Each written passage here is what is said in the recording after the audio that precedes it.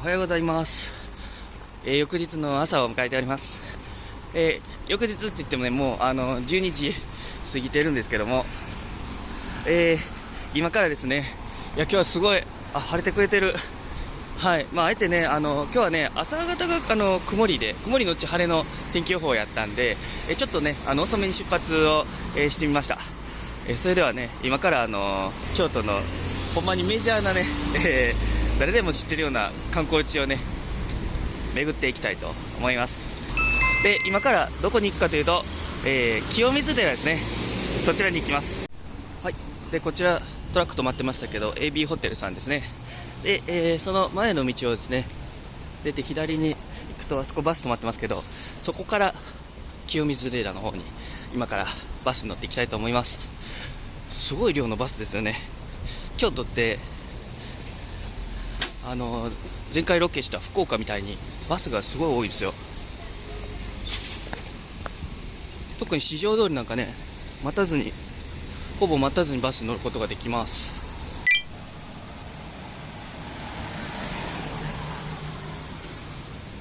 はい、今見えましたね。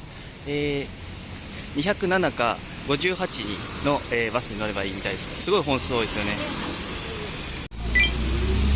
はい、来ましたね。207番、こちらに乗っていきましょう。お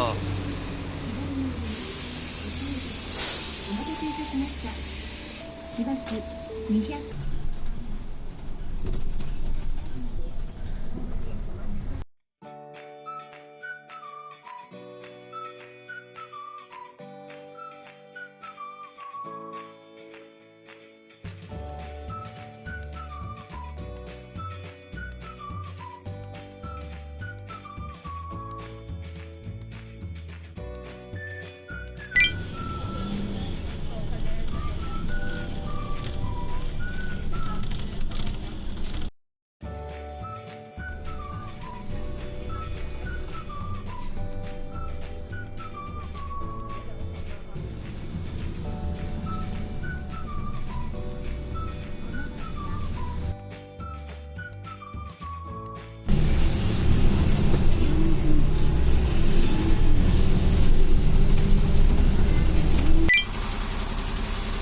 はい、清水道という、ところで下車しました。今歩いていて、四条通りから曲がってバスが走ってきているのは東山通りという通りです。これはね、こっち向こう、あまり山見えないですけどね、こっちの方にね、山がね、いっぱいあるんですね。それで東山っていう風に言われてるんだと思うんですけども、このね、石畳式の歩道がね、特徴の、ちょっと、広めのね、通りになってますね。で、これバスがどんどん来るんですね。で、今から清水寺の方に行きたいと思うんですけども、その前にこの東山通りの、案内をしたいと思います。これすごいですね。これバスの駅清水道ということで、ここにですね、木でできた、すごいくつろげるね、待合室がございますね。はい。で、これは案内装置もちゃんとついてるんですね。で、この東山通りにあるね、有名なもの、結構あるんですよね。先ほど通ってきた祇園ですね。八坂神社、祇園祭で有名なんですね。八坂神社があります。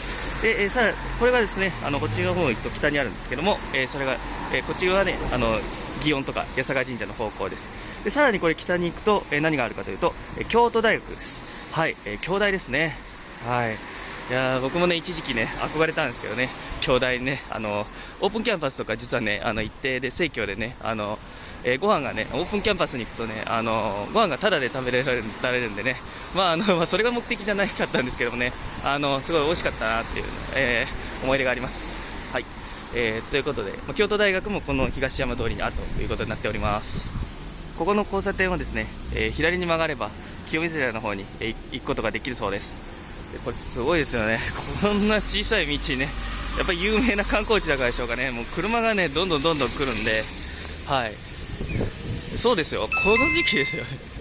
やっぱ観光客多いですね。京都ってね。もう、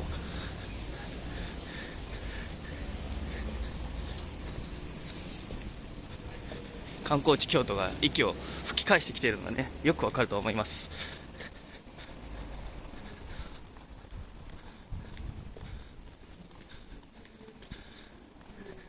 僕実はね、最初、中学校の頃かな、京都に青春18切符で名古屋から、日帰りで来たことあるんですけど、その時に、バスの1日券も買ってね、清水寺にね、清水寺に行こうとしたっていうか、適当に京都駅から出る、ね、バスにね、乗ったらね、清水道っていうところだったかな、そこに、着いたっていうか、通ったんで、清水寺に行く方はここで降りてくださいという風に、バスの案内放送で言ったんで、清水寺か、なんか有名なとこみたいだから、ちょっと降りてみるかと思って、で、行こうとしたんですけど、実は行けなかったんですね。というのは、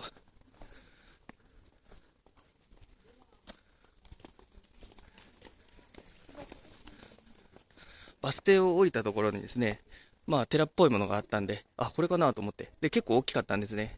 で、入ったんですけど、なんか違うなと思いつつも、入って、結局これ違うやつだったんですけど、大谷本廟っていうね、これはなんか、お墓ですかね。お墓とお寺が一緒になったようなものがですね、この近くにあって、で、バス停からも結構近いんですね。それと間違えちゃって、清水寺はですね、結構歩かないといけないんですよね、バス停降りてから。それをね、知らずにね、違うお寺に入っちゃって、結局清水寺行けなかったっていう思い出があります。こういうのもお寺ありますよね。これは清水寺じゃないですよ。これ日蓮宗のね、日泰寺って書いてありますね。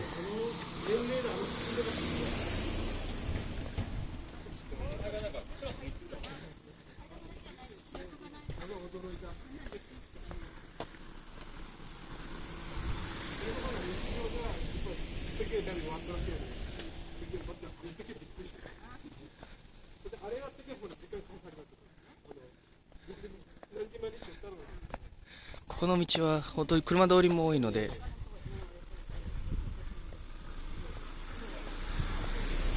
話に夢中になってね、車にぶつからないように、それだけは気をつけないといけないです。ただこう一方通行になってるんで、結局ね、この私たちが歩いている逆方向にしか車が来ないようになっているようです。着物を着た方もね、いらっしゃいますね。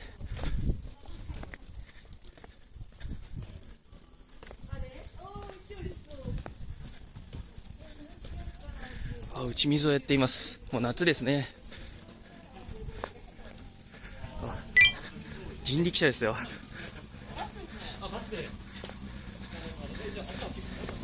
で、この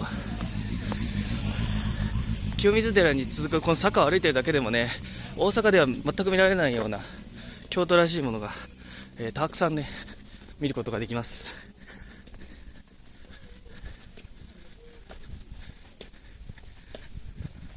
さあ、登りますね。京都のね、観光地の特徴は、バス停から近いところが多いんですけど、こうやってね、坂を登ったり下ったりするところが多いので、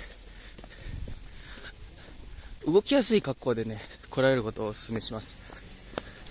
着物でもね、いいと思うんですけど、動きやすい着物ですね。浴衣みたいなやつかな。そういうやつで来るのがいいんかな。ちょっと着たことがないんで、よくわかんないですけど。はい。こ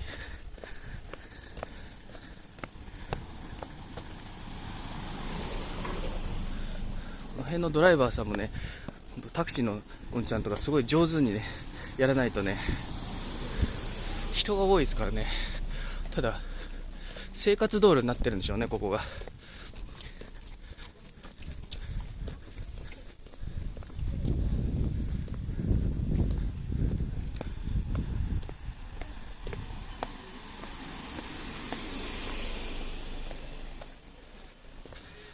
夏ですね。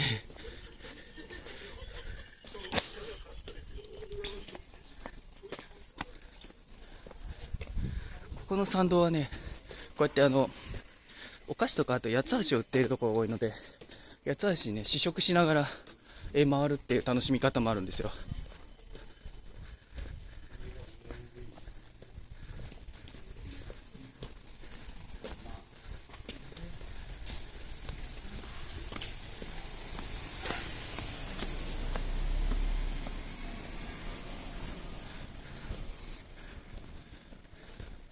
暑い。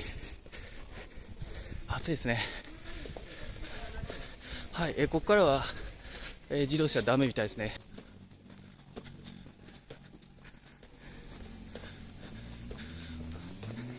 はい、山が見えてきました。この山のところに清水寺があります。そうですね。舞台から飛び降りるっていうぐらいな話ですので、結構高いところにあるということですね。うわー、すごい。風情がある。っていう概念が出たのも我々に。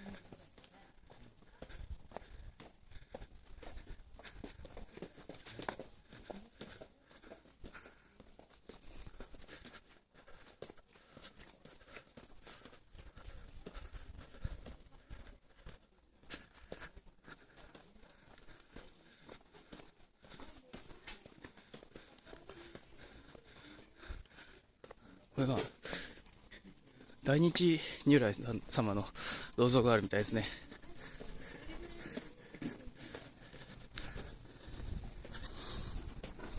陶芸体験とかできるところもあります。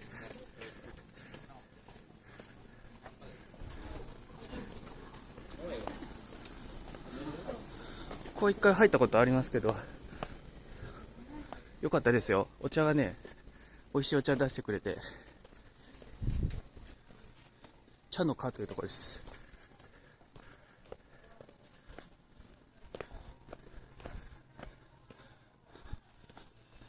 はい、こんな感じでですね、八つ橋がいっぱい売ってて、試食なんかもすることができます。そう。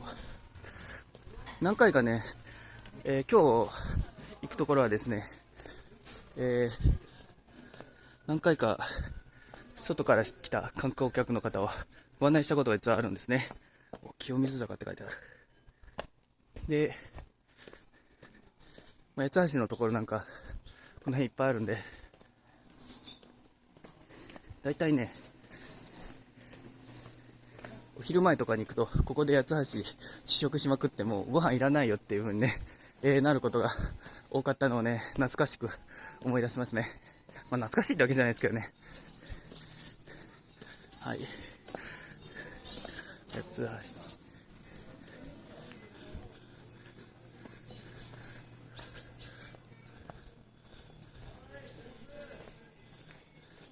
はい。着きました。清水寺です。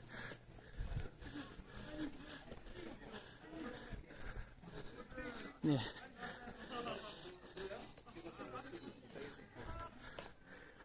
ちょっと上着脱ぎましょう、ここで。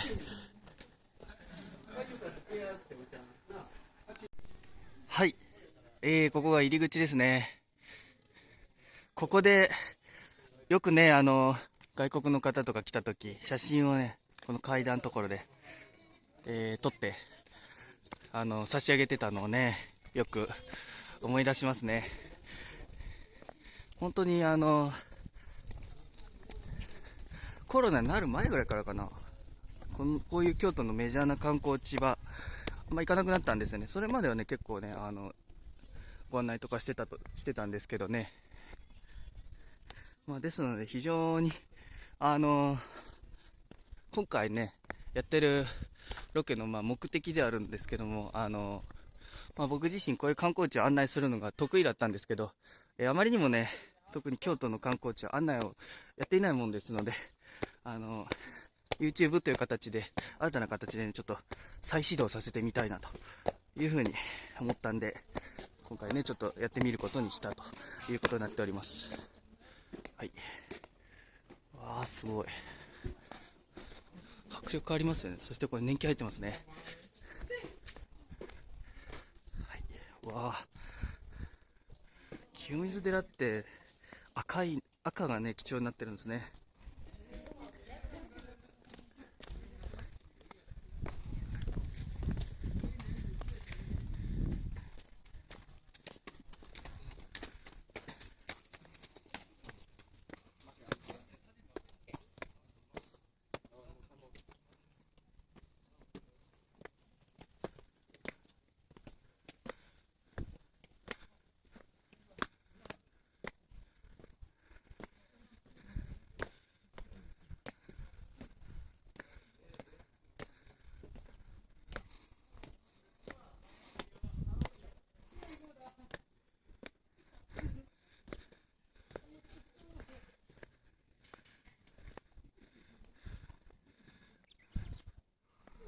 はい。こんな、だんだんね、思い出してきましたね。清水寺に何があるかっていうのはね。わあ、綺麗だな、これ。映えますよね。でもずっと見てると日差しが眩しくてね、汗いっぱいかいちゃうんです。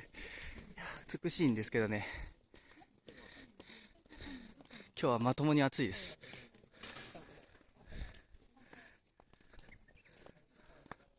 こういう木陰が、ね、いいんですよね。木陰からちょっと見ましょう。わあ、綺麗だ。はい、レンズを広角にしてみました。ちょっと画質はね、どうしても広角だと800万画素しか出ないんで、落ちてはいるんですけども、綺麗にね、映ってたら幸いです。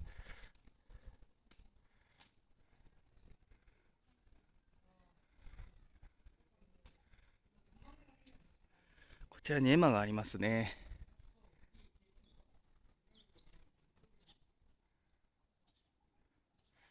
空が綺麗ですね、今日は。はい、ここに案内があります。本堂と成就院っていうのがあって、本堂には、舞台って書いてありますね。かっこ舞台って。本堂かっこ舞台ってなんかね、いいですね。そして、こちら側に行くと、名称庭園っていうことなので、日本庭園があるんですね。なんかそんな雰囲気があります。ではですね、ちょっと時間の許す限りですね、見ていきましょう。みんな向こうにね、行ってると思ったら、こっちにね、舞台があるんですね。これなのかなと思ったんですけど、これはね、本堂ではないみたいです。はい、こう書いてありますね。参拝順路、本堂、かっこ舞台。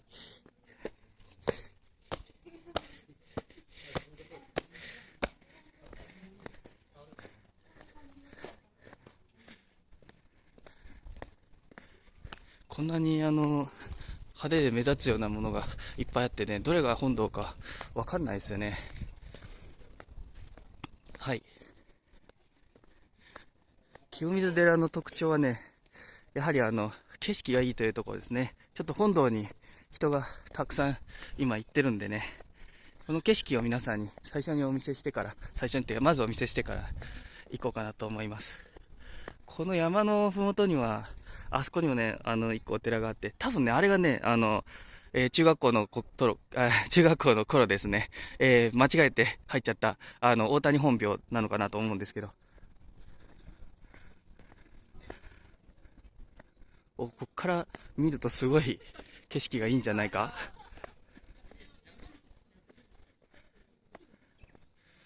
韓国の方がね、あそこにいてはりますけど、ここに住まわれてる方なんでしょうかね。住まわれてて、京都だとかこの辺に住んでる方なんでしょうかね。この額の中にね、京都の景色が、上から見た、絶景がね、入るっていうね、こういう感じで見る景色というのが、昔から日本ではね、美しいとされておりまして、ですので茶室もね、こんな感じで窓をこう額みたいな感じにして、それで池が見えたりとか、そういう風に作ってあるところもあるんですよ。そう、意外とね、観光地のロケってやってるんですよね。福井でね、実はサイクリングしながら、ロケして、こういうね、庭園をご紹介したことがあります。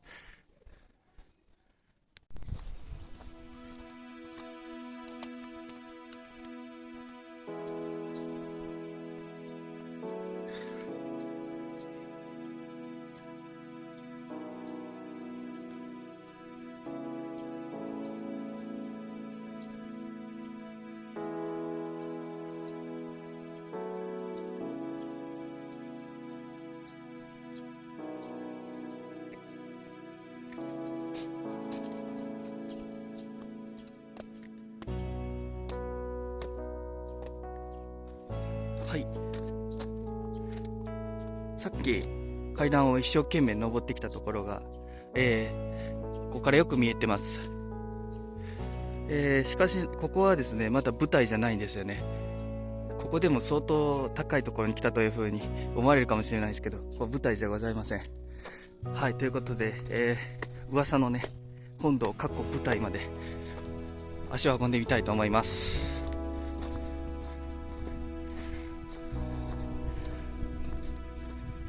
もう今ね6月なんですけど、あと1ヶ月ぐらいしたら、セミの季節になりますのでね、この山の方からねセミはね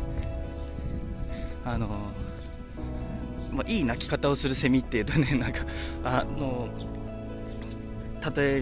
いい例えになるか分かんないですけど、うるさくないセミですね。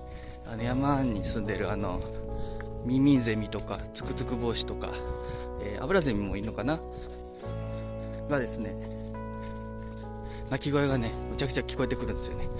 むちゃくちゃっていうか、程よいぐらいね、風情を感じさせるぐらいね聞こえてきて、非常に気持ちいいんですよ。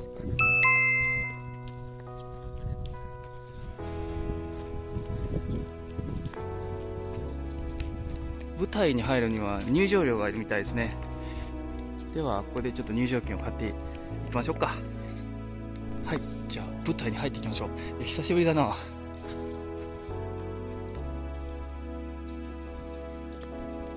水でねお清めができるようになってるのかな。今はちょっと使えないみたいですけど、飲めませんって書いてありますね。はい、急に涼しくなりました、ね、よくあるんですよね、神社とかお寺で。とある部分を過ぎると夏なんかねめちゃくちゃ涼しくなったりするんですよ。例えばね鳥居をくぐったりとか建物に入ったりとかね。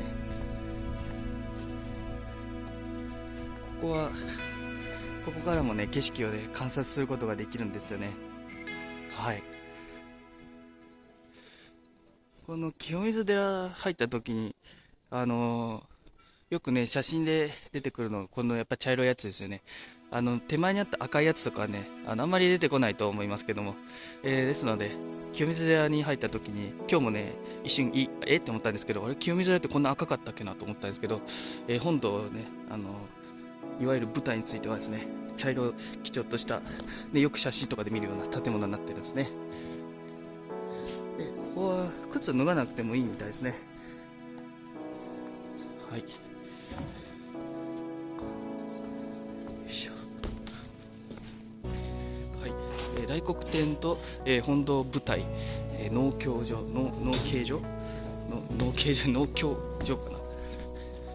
お経を収めるとこってことですかね。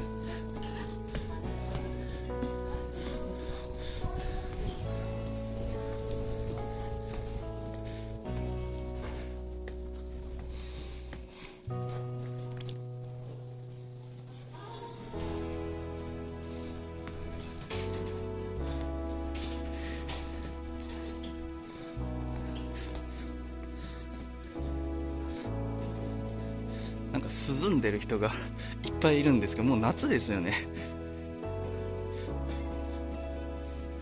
あれですね、あれが舞台ですわ。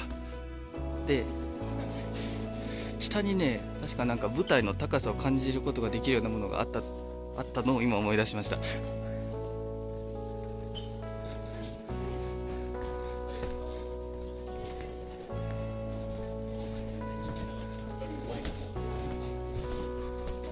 農協所ですね。お線香の香りがしてきます。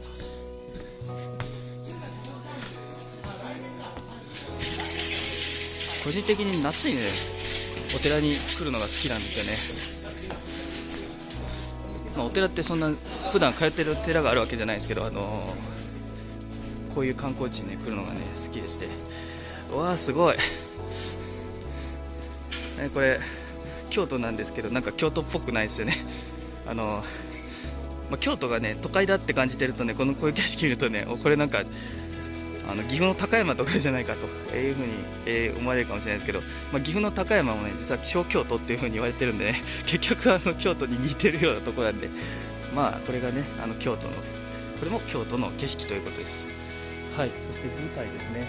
舞台に行こうと思ったら結構こうねずっとまっすぐ行って右に行って曲がっていかないといけないですね。だいぶ清水寺でね、こんなに時間が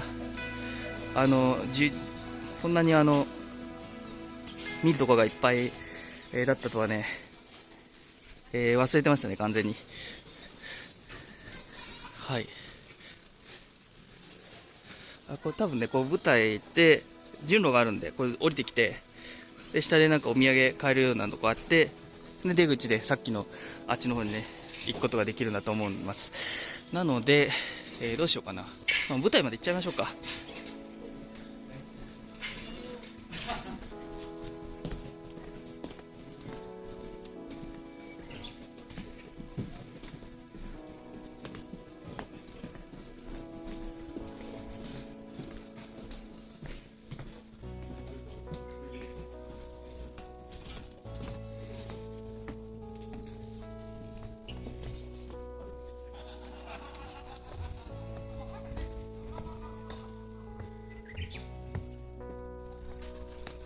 なんか神社があります。これいかにもパワースポットっぽいですね。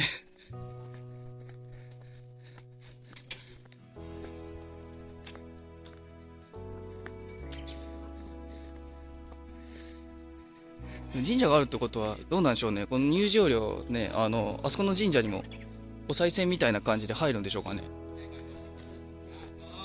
寺と神社ですからね、管轄は違うんじゃないかなと思うんですけど。は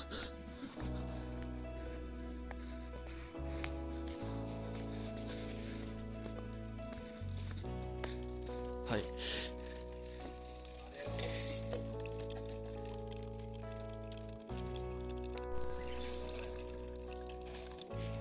はい。舞台を間近に控えておりますね。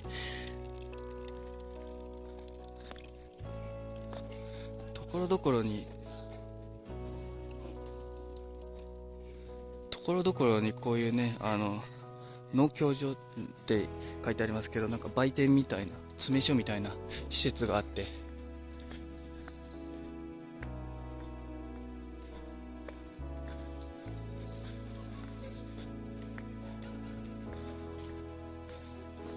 三脚の使用を禁止しますって書いてあるんで、ここはね相当高いところにあるということなので、はいはい、こちらがね舞台から見た清水寺になっております。このねアングルからよく写真が、撮られる方が多いかなと思いますけども、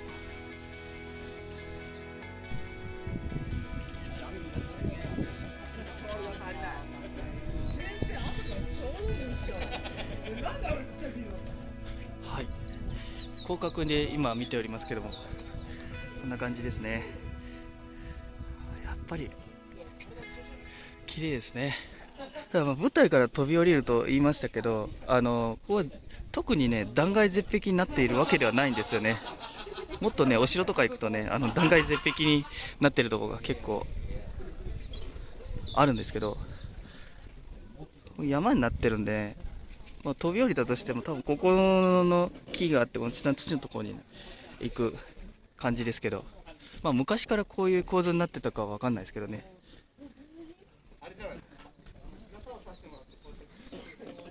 そしたら、下に降りていきましょう。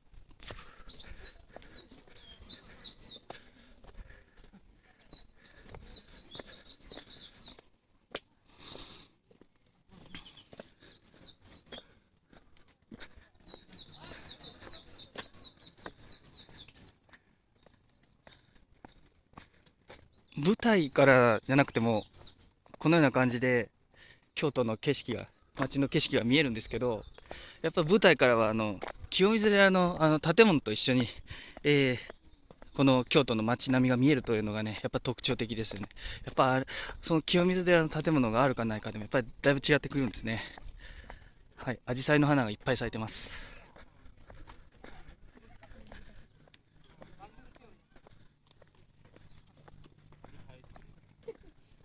おお。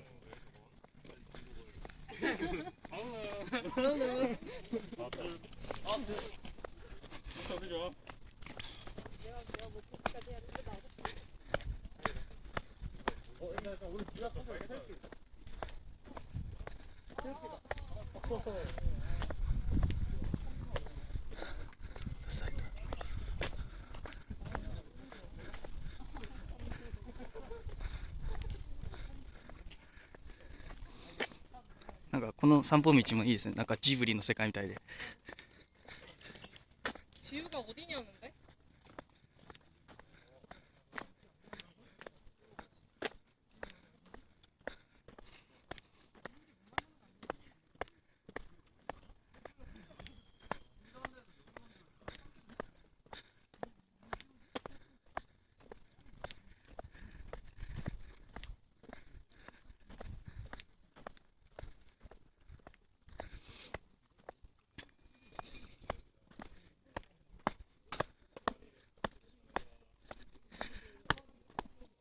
結構登ってくるときは階段とか多かったんですけど、下りはね、こうやって緩やかな坂なんですね。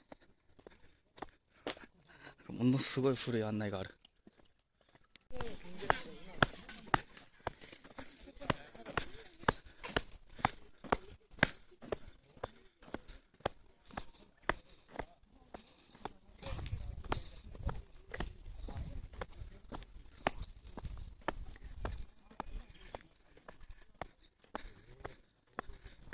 ウグイスが鳴いてますね。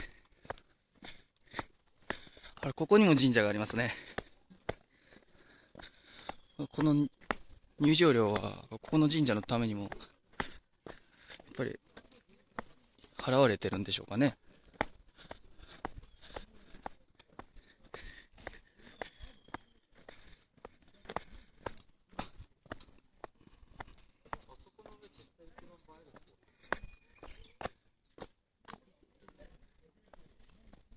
この先に、音羽の滝というのがあるみたいです。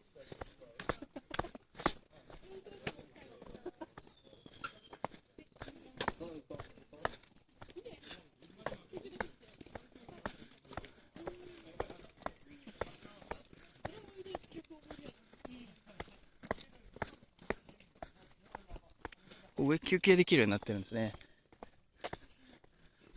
これ絶対夏なんか自然冷房でいいと思いますよ。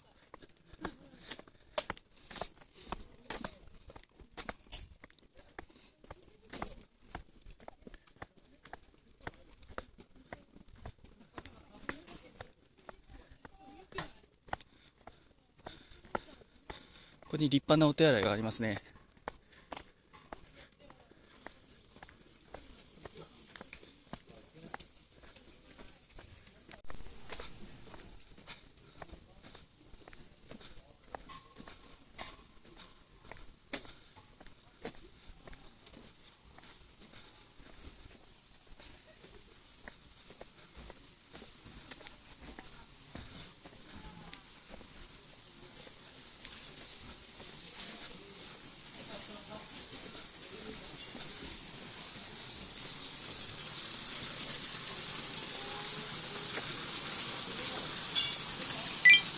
はい、これが音羽の滝ということで、水をね汲んでこうね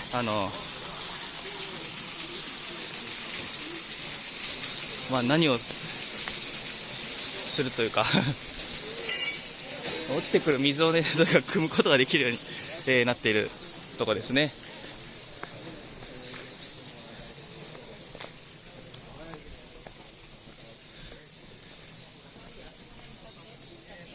舞台がねどの辺になるんでしょうね。この上だと思うんですけど、あ、これか。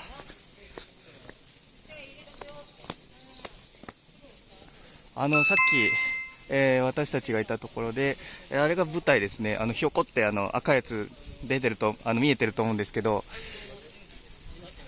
はい。これだから、すごい構造物ですよね。これ、全部木でね、こうやって、組み上げてますよね。いや、昔の人はよくね、こんなの頑張って作ったなと思いますよね。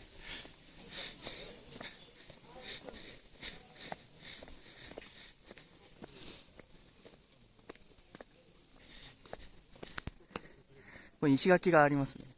石垣の上に木をね、こうやって積み上げて作っています。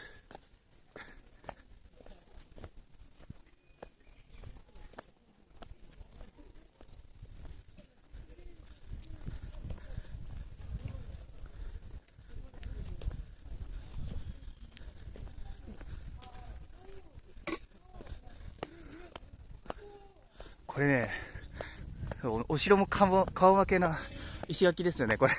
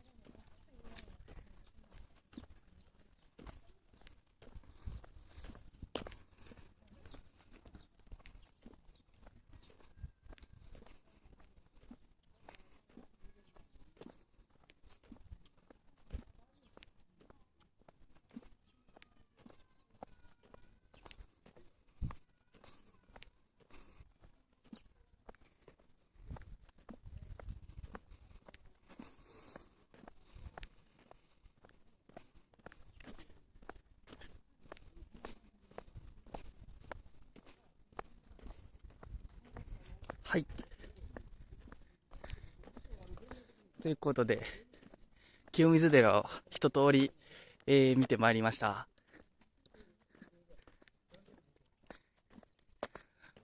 池がありますね。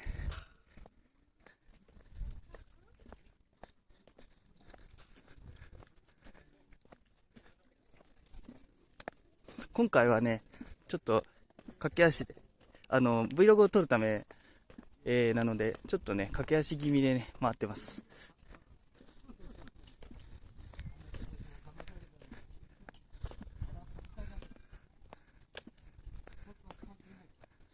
はい。茶碗坂ってのがあるんですね。で、この下に行くと、清水坂とか、八坂神社、高大寺、知恩院ですね。お寺が多いですね、やっぱり。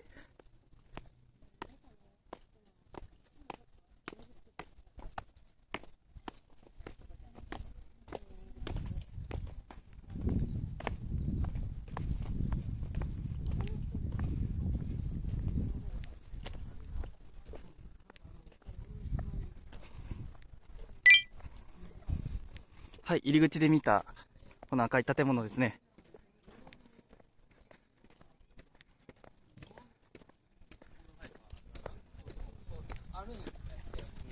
調べたんやけど場所がわからんのよ。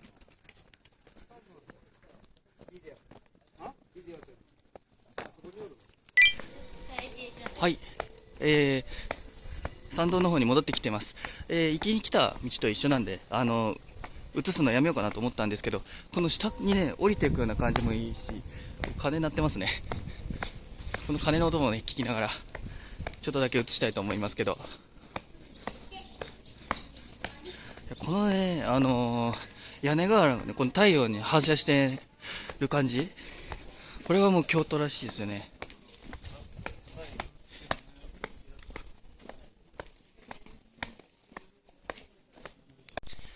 はい。で、今から私たちはですね、清水道のバス停まで戻ります。そして、先ほどご紹介しました東山通りを北上しまして、今度は銀閣寺の方まで行きたいと思います。はい、またメジャーな観光地ですね。今日はね、ほんととことんね、メジャーなとこ行きたいと思います。で、東山通りに京都大学があるというふうに申し上げましたけども、京大の前もね、通りますので、お楽しみにしておいてください。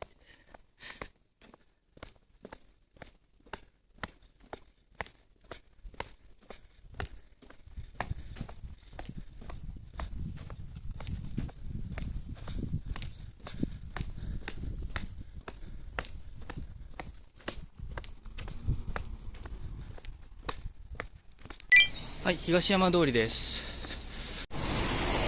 はい、あそこに屋根がありますね。あそこのバス停から乗るようです。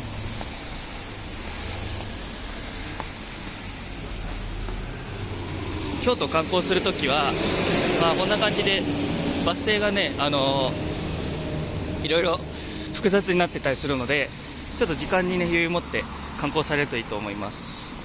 バスの本数自体多いんでね、さほど、1本逃しても支障はないんですけど、こちらですね、202番ってやつがすぐ来るみたいなんで、それに乗りましょう。はい、ということで206番が来ました。これでも行けるので、こっちで乗っていきましょうか。次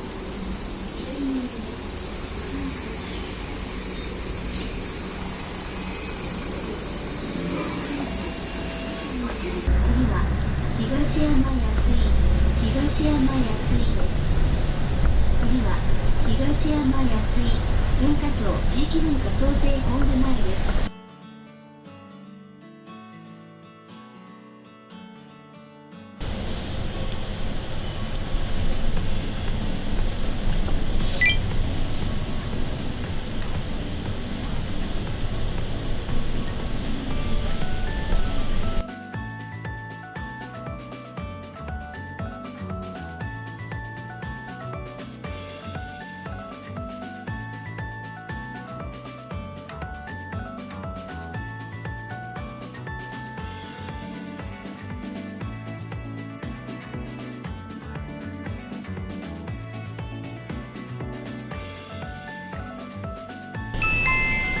次は京大病院前です。次は京大病院前です。京大病院へお越しの方はここでお降りください。The next stop is Kyoto University Hospital.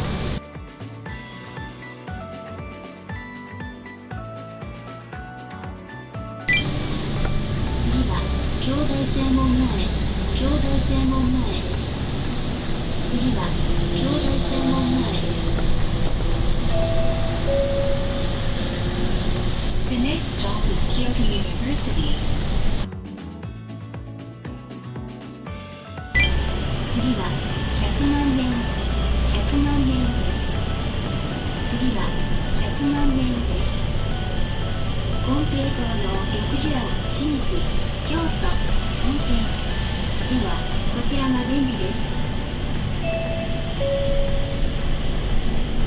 This bus system for Shijo Omiya via Kitanosi Bus Terminal and Senbon Kitanosi 100万遍というところで、下車をしました。はい、ここにありますですね、今出川通りという通りを右に行けば銀閣寺があるということになっております。そう、金閣寺もね、これから行くんでね、ちょっと間違えないようにしないといけないですね。はい、ですのでこの東大路通りと、今出川通りが交わるところをですね、100万遍と言います。で、京都大学がですね、この辺にありまして、こちらとですね、あと、こっちもですね、京都大学の建物になってます。すごい大きいでしょ。この京大生御用達の、ローソンがこちらにございます。で、こちらが100万遍、交差点で、こっちの斜め、向こうに今から渡っていきます。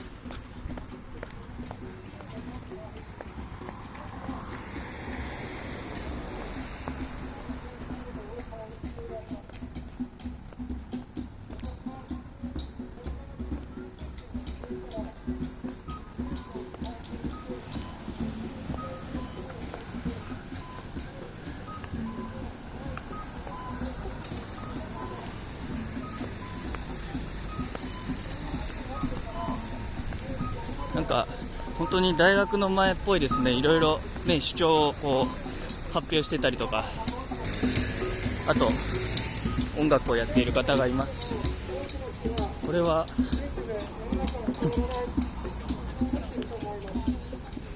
集会とかいろいろやってますね。こういうね、コロナの中でもね、すごい元気にねやっているということをね、皆さんにお見せしました。で、こちらにですね、京大の農学部があります。で、バス停はね、ちょっとどっちにあるか分かんないんで、とりあえず銀閣寺の方まで歩いていきましょう。その方がね、早いんで。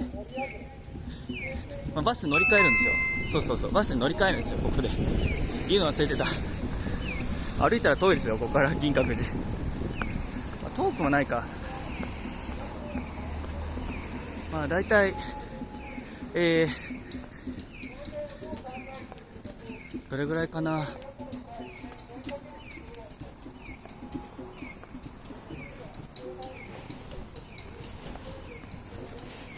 京都大学がよく見えますね。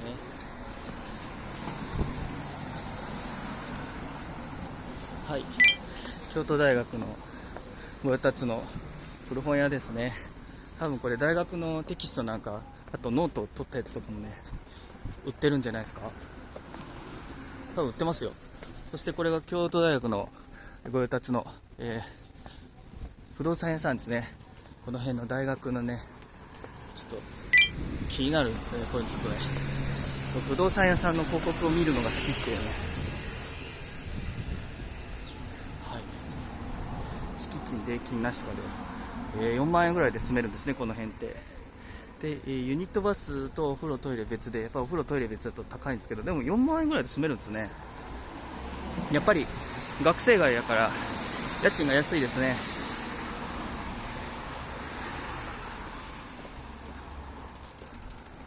はい、ここにバス停一応ありますけど、市バスは止まらないです。そういうバス停も京都には何個かあります。はい、ここにもお寺がありますね。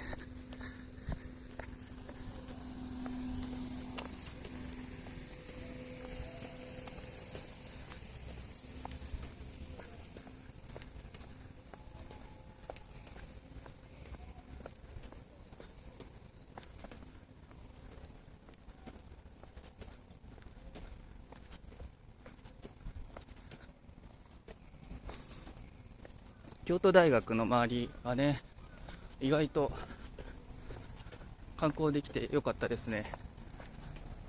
ものすごく大きい大学でしょ。これもね、まだ京都大学です。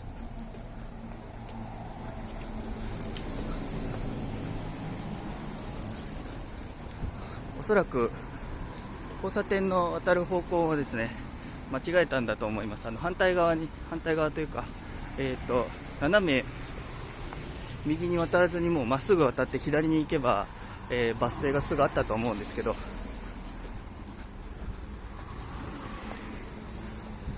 逆に歩いてみた方がいいでしょう。24時間オープンのこれなんだろう。フィットネスか。で、京大御用達の、フィットネスですね。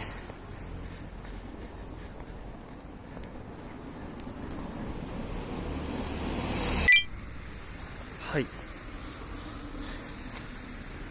京大第2の図書室を名乗っているカフェがあります。なんか本もあるのかな。なんかあるっぽい雰囲気ですね。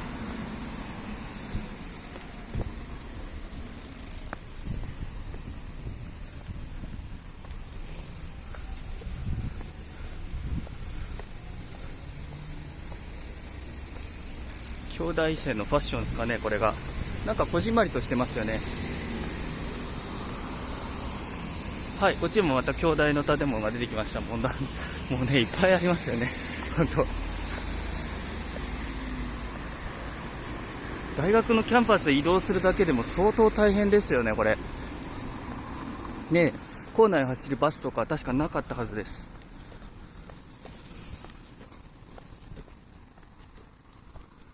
夏場なんかめっちゃ大変そうですね、キャンパス移動するの。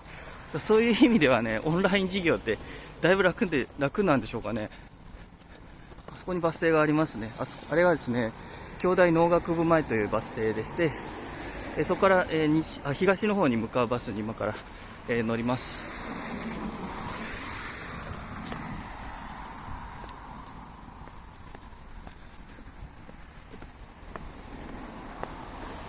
はい、これですね、京都大学、北部構内図ってことなんで、北部と南部があるんですね。で、南部っていうのは、バスで通ってきた、京大病院のね、あたり、医学部とかでしょうかね。ここ入れるんですね、京都大学の中。はい、入れるんですけど、一旦ね、今日は銀閣寺に今から行かないといけないんで、こ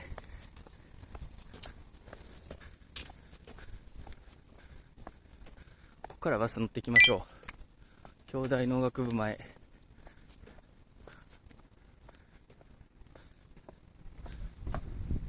はい。こんだけ本数が1時間に8本ぐらいあるんですね。で、これに乗れば銀閣寺道です。銀閣寺道というところですね、降ります。